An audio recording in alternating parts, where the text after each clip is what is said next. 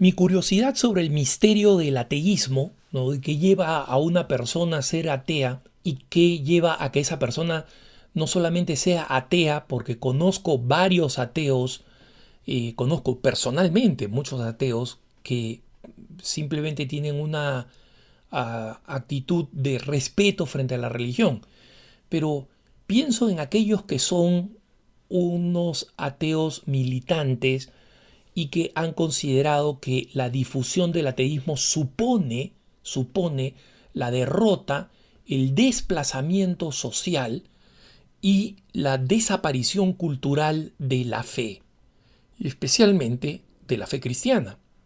En la investigación de esta tendencia me encontré, gracias a un buen amigo que me trajo la atención sobre esto, la propia historia del ateísmo contada por el gran propositor del humanismo ateo del siglo XX y premio Nobel de la literatura y conocido filósofo francés Jean-Paul Sartre. Sartre fue el padre del socialismo ateo europeo y con sus novelas, con sus escritos, con su biografía y con sus obras de teatro, contribuyó como pocos a la difusión del ateísmo en el mundo en la segunda mitad del siglo XX. Y Sartre tiene un pasaje sorprendente que se me había escapado años atrás cuando lo leí, un pasaje que está consignado en su autobiografía publicada originalmente en francés en 1963 y un libro titulado Les mots, o sea, las palabras. Este libro es básicamente la autobiografía, es Sartre contando su propia vida. Y leo un pasaje que se encuentra en el libro y dice: una sola vez tuve el sentimiento de que él existía. Y acá Sartre escribe él con E mayúscula, o sea, refiriéndose a Dios. Y está contando un pasaje de cuando era pequeño, cuando era joven. Dice: había jugado con fósforos y quemado un pequeño tapiz. Estaba tramando encubrir mi crimen cuando de repente Dios me vio.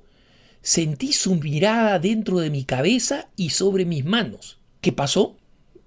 Sartre nos cuenta: la indignación me salvó. Me enfurecí ante una indiscreción, o sea, Dios que se inmiscuía en su vida. Me enfurecí ante una indiscreción tan grosera, blasfemé y no me volvió a mirar más. Sigue Sartre: acabo de narrar la historia de una vocación fallida. Yo tenía necesidad de Dios, me fue dado Dios. Lo rehusé sin comprender que lo buscaba. Sartre dice que este encuentro con Dios y este rechazo, que obviamente no nos dice exactamente a la edad en la que se produjo, pero si estamos hablando de alguien que ha estado jugando con fósforos y quema un pequeño tapiz, estamos hablando de alguien pequeño, ¿no? Travieso. Estamos hablando de alguien probablemente entre los 8 y 12, 13 años. Habla de esta etapa como una de las etapas en las que él percibió la presencia de Dios.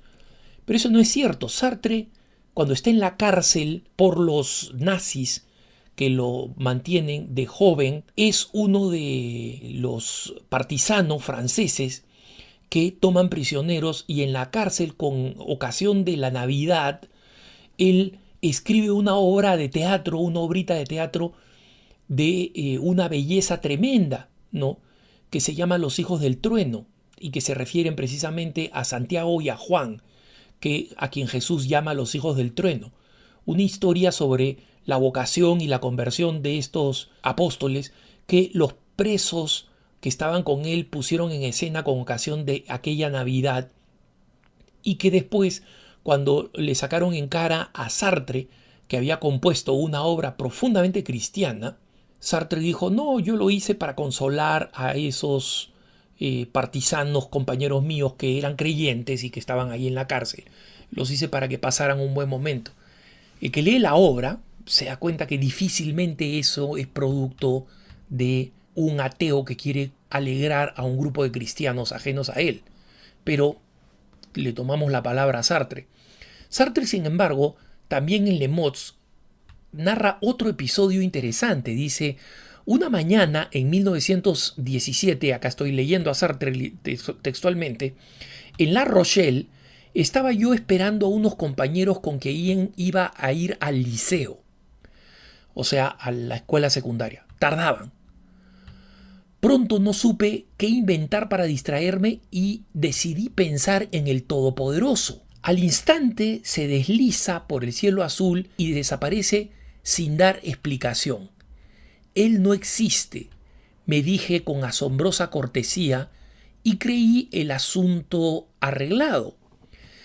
En cierta manera lo fue, puesto que nunca desde entonces he tenido la menor tentación de resucitarlo. Pero el otro, y acá escribe el otro con O mayúscula, el otro quedaba, el invisible con I mayúscula, el Espíritu Santo con E y S mayúscula. De este he tenido tanta más dificultad de librarme cuanto que se había instalado detrás de mi cabeza, en las nociones frecuentes donde acostumbraba ir yo para entenderme, para situarme y para justificarme. Más tarde lo sorprendí en esa cavidad, o sea, en ese agujero de mi cerebro, al Espíritu Santo. ¿Eh? Y dice lo siguiente: y lo expulsé. Lo expulsé porque el ateísmo es una empresa cruel y de largo aliento, y creo haberla llevado hasta el fin. Esto escribía Sartre en 1963, muchos años antes de que falleciera, porque Sartre fue muy longevo. Me parece que estas palabras realmente ofrecen una especie de mirada muy interesante al interior de la vida de Sartre. Ofrece una mirada interesante, sorprendente y al mismo tiempo dolorosa del ateísmo, y cómo el ateísmo en el fondo es una pelea con Dios. No es la conclusión científica de que Dios no existe. No es la resolución de que Dios no tiene cabida ni tiene lugar en nuestra vida. No es una conclusión pragmática. Es una tragedia.